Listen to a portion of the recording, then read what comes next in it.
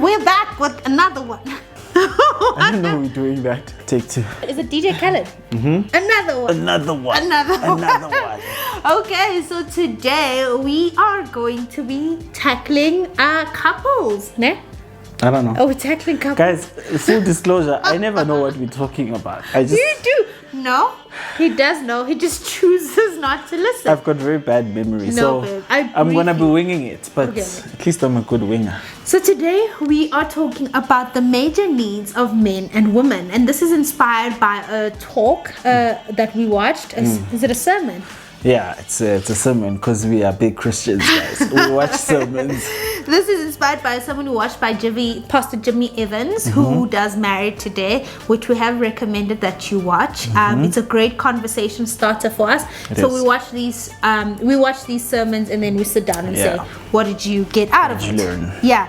So today we're gonna talk about the major needs of men and the major needs of women, and how we feel about them, if we agree, and we can try to personalize them without too personalizing them, but yeah, we're gonna dig deep. So let's start with, are we gonna alternate, or I'll do the men. No, I was breathing because I've been running around.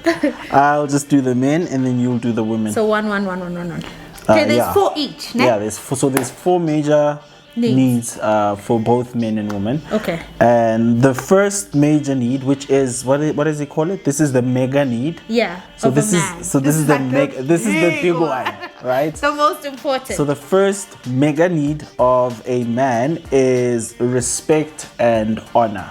The biggest struggle. That's the biggest need that a man needs. That's what fuels us when we feel honored, when we feel respected. Like when we walk into the house in everything we do, and we just feel like ekhaya, they acknowledge us, bayasibona, they know what you're doing. Baba sekafikile. Don't bring that.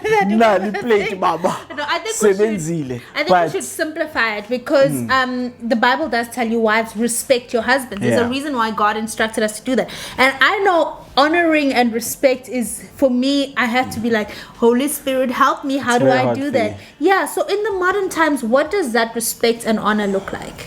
I think it just looks at how you approach conversating with your husband or your boyfriend or your man, whatever. Let's stick to husband. So let me just. So it just looks at how you are talking to your husband and whether or not you see all his efforts. Because men, we really like praise. Yep. That's where the honoring comes in, and the respect. It's that we really like to be praised when we've done something. So just acknowledging the things that we do makes us want to do more. Because naturally men are achievers, so we want to achieve something for our family. But now if we feel like we're not getting that respect as to what we've done for the family, the sacrifices that we've done, then we kind of get demoralized, and we don't have the energy to keep doing what we're doing, or else we look for that praise elsewhere, that validation. But I think that's the word actually, validation. Getting validation from your spouse as a man, even if you don't understand what he does, but to be able to be like, wow, that's great. If he's in accounting, just be like, yo, these graphs are so nice. They're so complicated. How do you do this? Honoring them and making them feel like they are worthy, they are doing something important, that they are doing it as a man, they're providing, so just being able to respecting that and giving them that space, to I think there's something you like mentioning, is that to know that you're being heard as well. Because I think as women we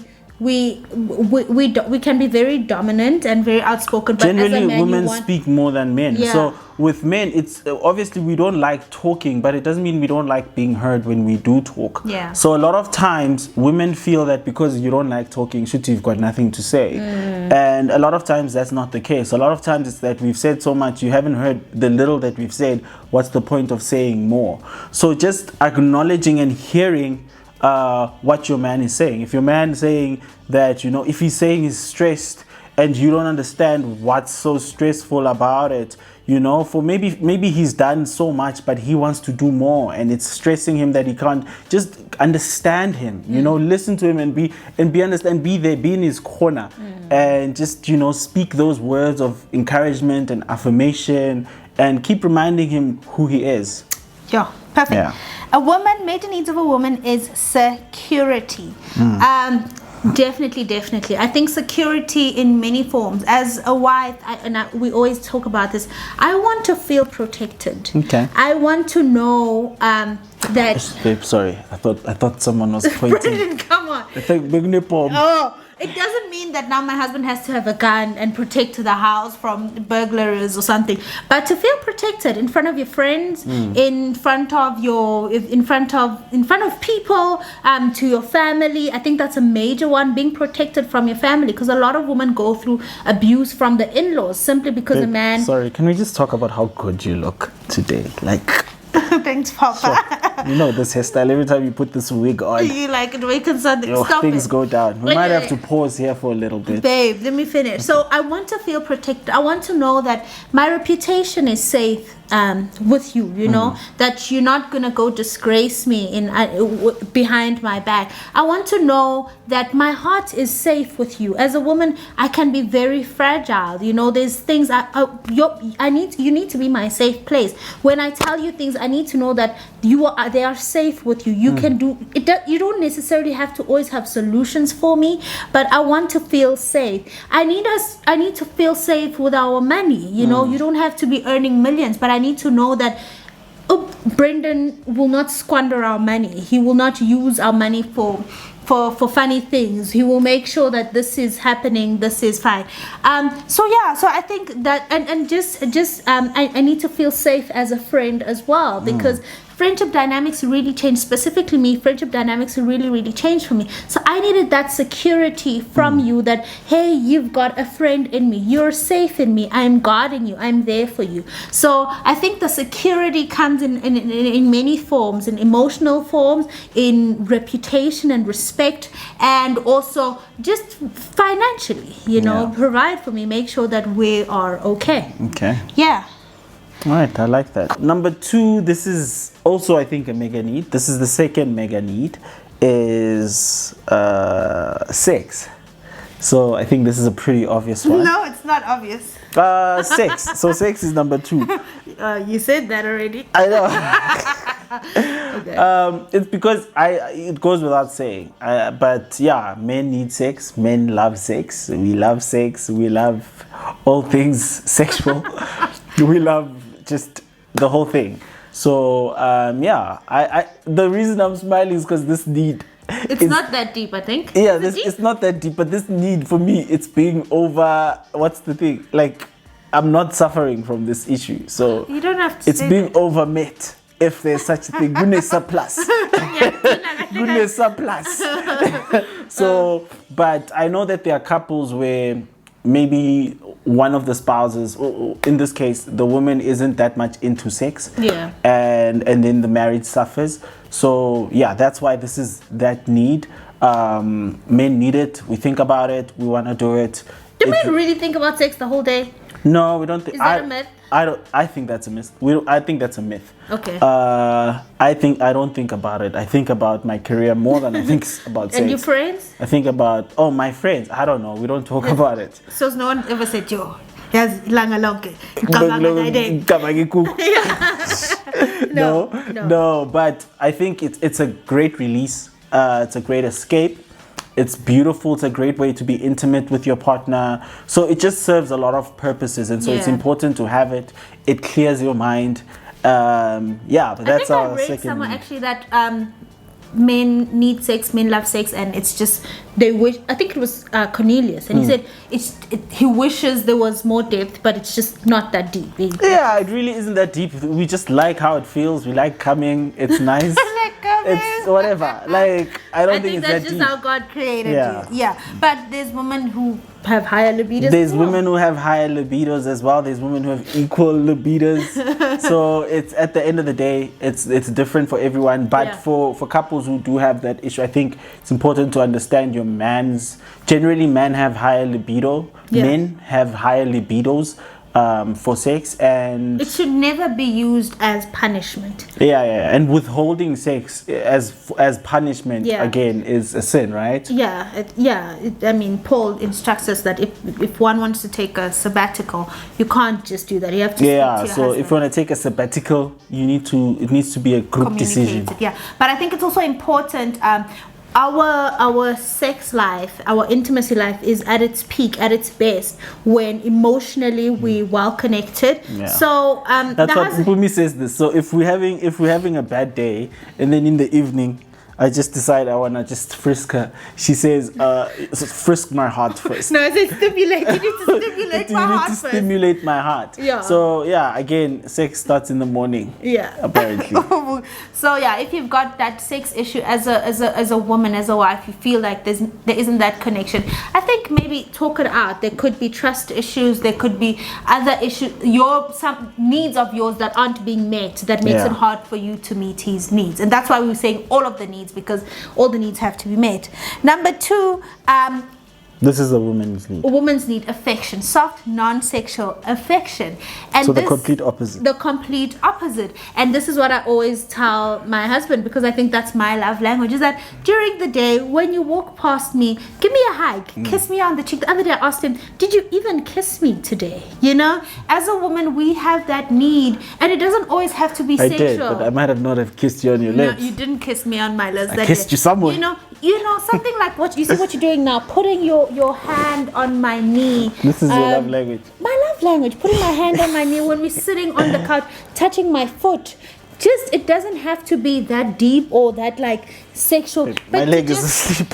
You disturb me every time I'm talking. I'm sorry, but my leg's asleep, and this is why this position is so weird. Sit properly. Anyway, so as I was saying, touching my shoulder, when you talk to me, looking me in the eye, those are just forms of non-sexual affection. And then it makes it so easy when it's time to have that sexual affection. I've already gotten my needs met, so it's so easy to meet your needs. Number 3. That's so good. For you. This is so good. This is so helpful, guys. Wow, this is so helpful. Fun and friendship. Yeah. This is an important need. For me, if this was my list, I'd put this at number 2. Fun and friendship is that, especially when you're married, you see. A lot of guys, like, a lot of what we like to do, women don't approve of. Like, you guys have a lot to say about our hobbies and things like sports and video games and whatnot. And so you make us hate doing what we love to do.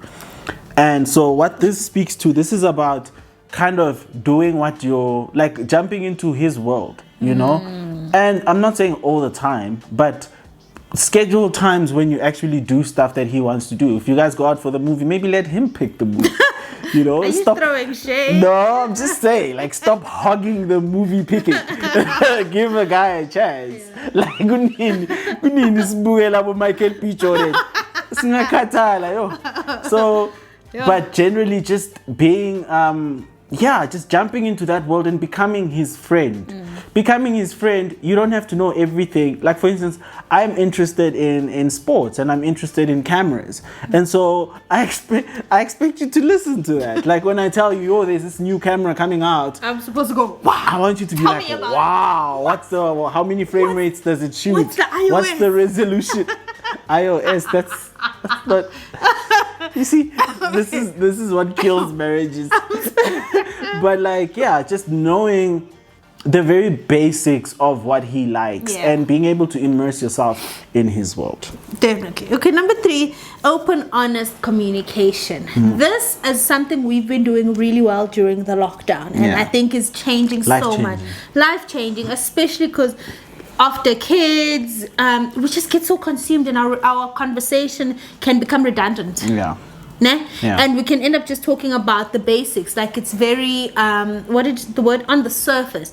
And then so what we started doing is having in the evenings. Now we've stopped using our phones from like 7 o'clock, where we take our time, like the next 2 hours is time for us to talk. We talk about how we really feel. And I think that, like I said, that's a form of affection. It makes it so easy to have all forms of affection, to be very intimate, because that's a form of intimacy. Because I know what's going on in your heart, and it's I'm a safe place for you, and the same thing for me. You're a safe place. So open, honest communication is important, not just about our careers, but just how things make me feel, how the kids make me feel, dreaming together, all sorts of things. But I think as long as dreaming together. What do you mean dreaming together? Siphupe, sifuna izinto. Oh, like goals. Future. Yeah, goals and etc. Tell about dreaming, it's magic. No, like goals. But I think it's very important, and I've been really realizing this, that that's how we fell in love with each other. All we had was conversations. When we were in a long distance relationship, we would talk on the phone for a good 3 hours, and I'd still be like, oh, do you have to go to bed? Good times. You know, but that's how we started, and then over time that diminishes because and we've got like all of these things going on now, all these things that we were praying about, dreaming about, they sort of take now it's happened. Now all of a sudden we drift apart. So I think it's good, open and honest communication. Okay, and the last one for you, turn the house into a home. I guess I don't know if this is how they phrased it. I don't think so. I think I lost the exact word. So you just create a homemaker, peacemaker. I think peacemaker, homemaker. You want a peacemaker, a homemaker. That's the fourth need of a man, is to find someone who's a homemaker. Like, we want to be excited to come back home to you. Like, you should be our home. I think it speaks more of energy than it's more about, it's an energy thing. It's like how, like, you know, Mpoomy loves like cushions. So she like floods the house with cushions. Like, if you come to our house, there's cushions everywhere. There's cushions on the dining table. It's just a cushion fest. And that makes it so homey. You know, when I walk, I'm excited to come back home because I love what you've done with our space. I love how it feels. I love how you make it feel, how you make the house feel.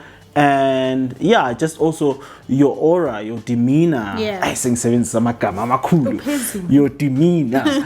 But like, just the way you carry yourself in the house and you run the house, you run it in such a way that it's so homey for everyone and it's a comfortable space. I think just to add on that, people, they always say, as a woman, you set the atmosphere. So I know if I'm in a bad mood, the whole house is going to be sour. But you could be in a bad mood and I'll just go and everything just go on in life. But as a woman, really, we are the peacemakers, and if we bring peace into the home, then there's peace into the home. But if you're constantly at war, and Joyce Meyer was actually speaking about that this morning, and I was like, okay, Lord, I get the hiding. That with her husband used to actually drive home and wonder, I wonder what mood she's in today, you know. And it's not okay. As women, we tend to do that, and then the poor husband must now come back for a surprise. But let's practice to not listen to our emotions. Like, even if you guys fight, like, dish up for him. I always dish up for you. I'm just saying, I'm sure there's someone out there who doesn't dish up. Who doesn't dish up.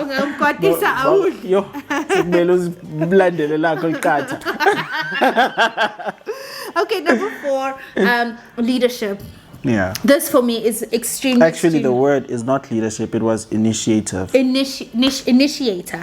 This for me is very, very important, especially because I'm a natural leader at heart, so it's important to have a leader in the home, because I can take over like that. But having a leader, the man as a leader, doesn't mean he calls all the shots and makes all the decisions.